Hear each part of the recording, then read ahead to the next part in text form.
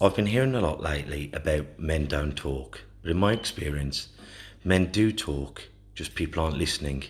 So it's going to be me and a group of blokes discussing our struggles and victories through life. Warning, there may be some bad language, so apologies to all the moms, especially my own. Let's get going. I've been, yeah, just a black country bloke trying to fight about everything it is mental health, disability, and life in general. Here with me, Kev Dillon, and my partner in crime, Lee Cadman.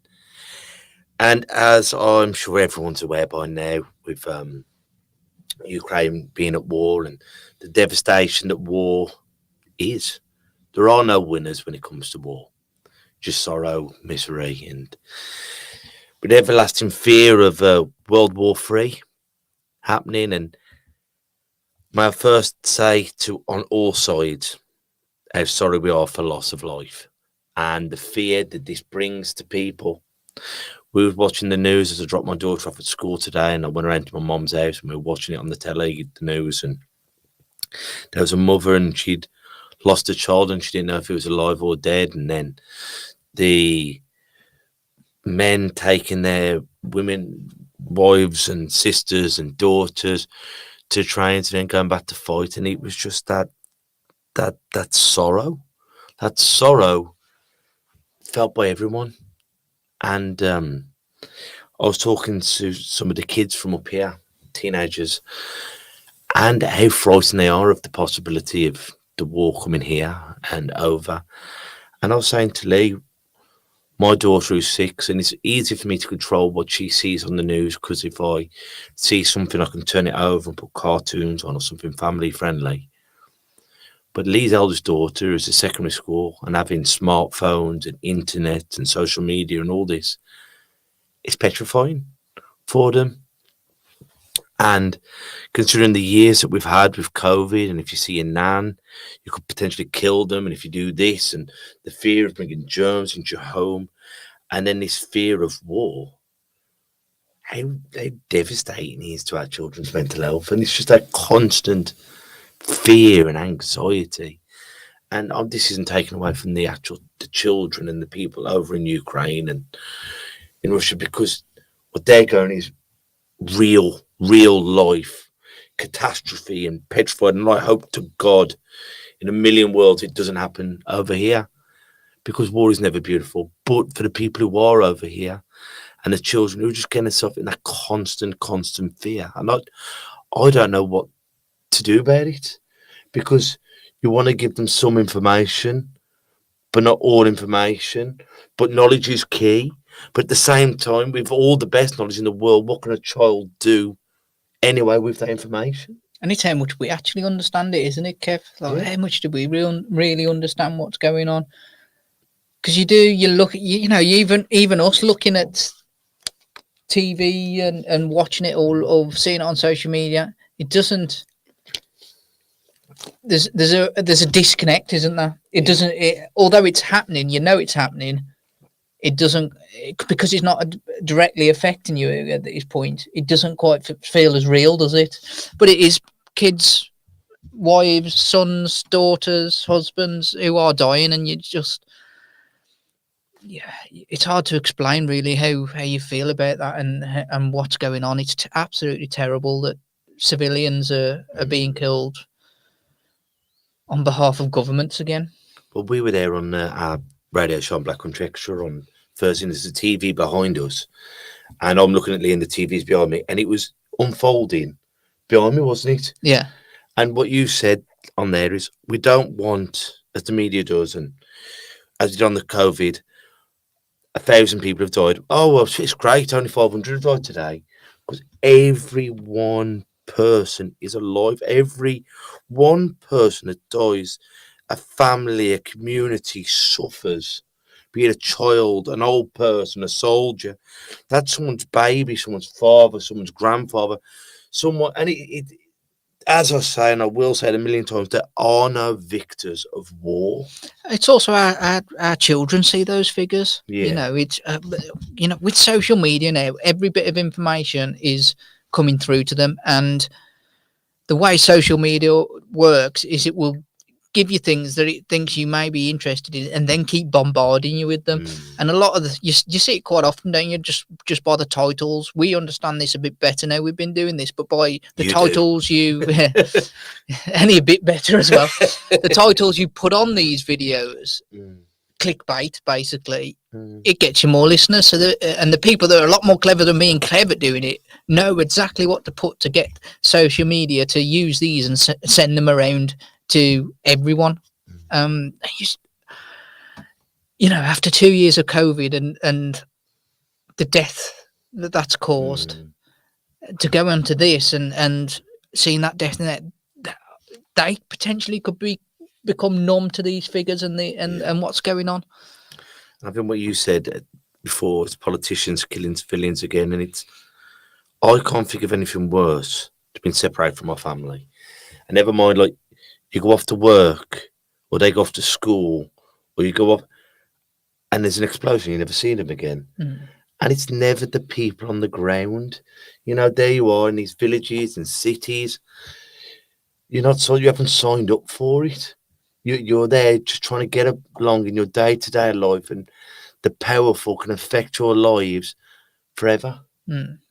That's what you're kind of seeing on the news now, isn't it? That and there is soldiers out there who go in there, and it's, although they don't want to go to war, they've kind of signed up that could potentially happen. But then with the way we're seeing it in Ukraine, the people who haven't signed up for it are also taken apart, which is really heroic, to send your kids off and stay behind yourself to fight with probably very little training as well. It's so heroic of them to do that. But you can't even, us sitting in the studio now, comfy with the heat, you can't even grasp a bullet going over your shoulder and just missing you, or you can't, you can't.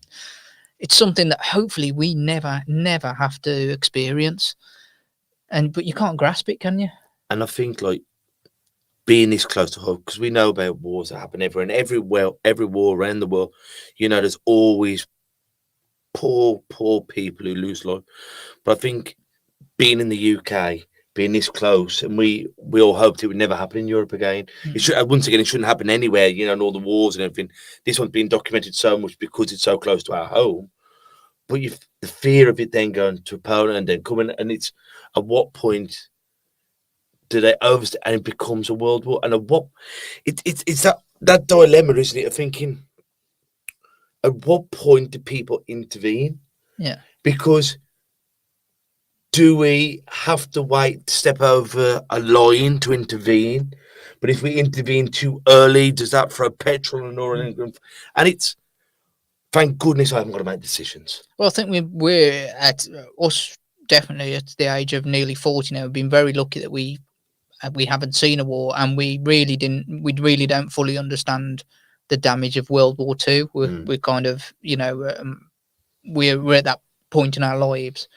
And I'll say that though, we've never seen a war. We've never known how close we've been to a war either, because we grew up in an information era where maybe not everything was given out or not everything was shared, and now everything is bombarded at you through social media. So we're lucky, aren't we, in that sense? We never knew how close we were to war. There was never any scaremongering around it.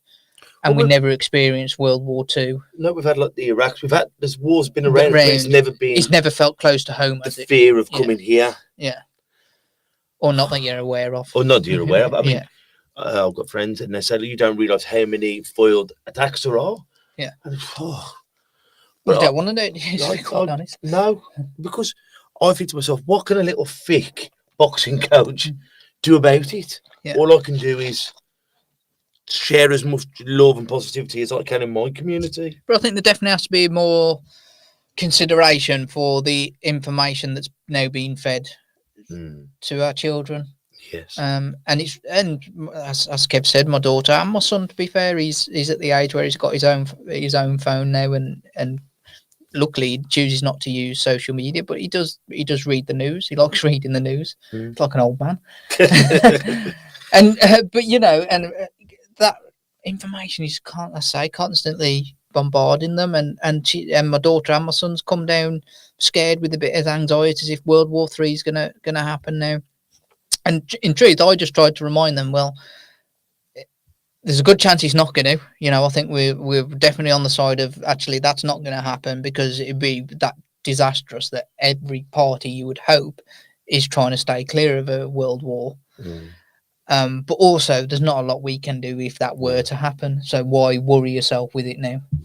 And I think there's so much information out there but so little truth, and it's hard to draw what you believe the truth and the fact is, isn't it? Well, the first thing my daughter come down from me and says, we're in World War III now. And it was just someone had put a title on there and a video that she'd watched it saying, yeah, we're in World War III. Straight away she's believed that and come down and panicked. And you just and again, that's just a clickbait title. But as children, when you're on the playground and you go, my dad spied Mike Tyson, thinking, oh yeah, you've got no reason to lie. I'll take that as, because children, that they believe in what, especially if it's an adult telling them over the internet. Precisely, yeah, and precisely. Or my teachers told me, and my teacher, you're as growing up from primary school to secondary school to college, you know what I mean? And some people later than others, but it's, you believe your peers, you believe your parents, you know, oh my goodness, if my parents tell me. And anxiety and fear is also very contagious.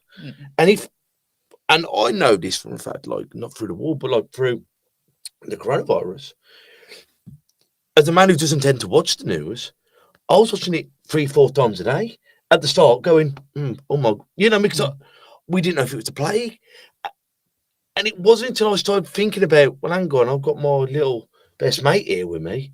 Now's not the time. Yeah. But you wanted to watch the news to get information to try and help you through that period, didn't you? Like, and hopefully positive information, stuff like, well, yeah, you are. The problem is the news wasn't positive. It was, you wanted information, but you needed the right kind of information, and the news just really wasn't never going to give you that, was it? You know, ultimately the doom and gloom sells for them, and it's wrongly so. You know, they should go on there and it should be information based, should be facts. But they're also a corporation. They're also selling, like, stay tuned, to be continued, kind of thing, you know. Don't switch off. We want you to stay tuned in, basically. Watch it at 9, at 10 o'clock. You better be here, because and we all, and there's nothing more shocking and horrifying than war. So I'm not saying, but with war, it's a great product to sell, isn't it? Yeah.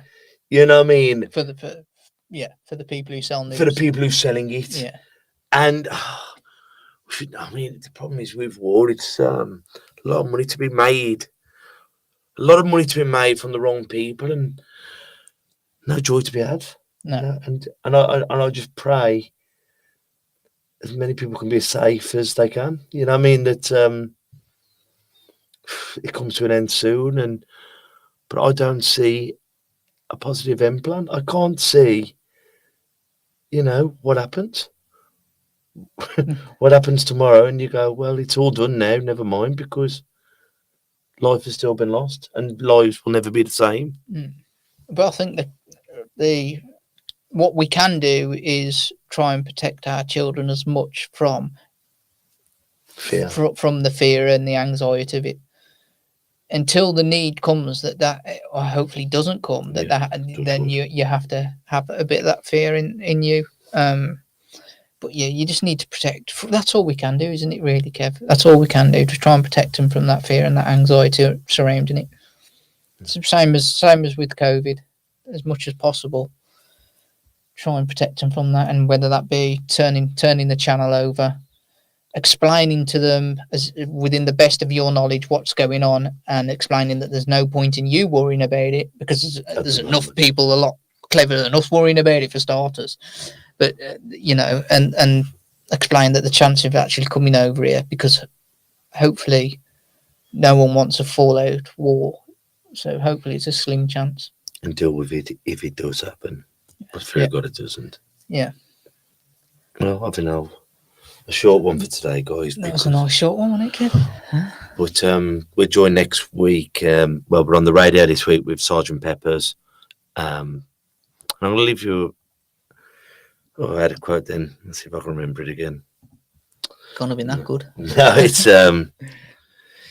just something simple. It's very easy to frighten someone. It's very difficult to stop them from being frightened. So until we see each other next time, guys, please stay safe and take care of yourselves and each other. Ta-ra, Pete. Listen.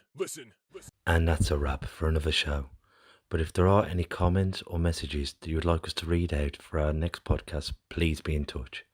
There are also lots of different organisations at the bottom of this page, and hopefully they can help you or someone you care about.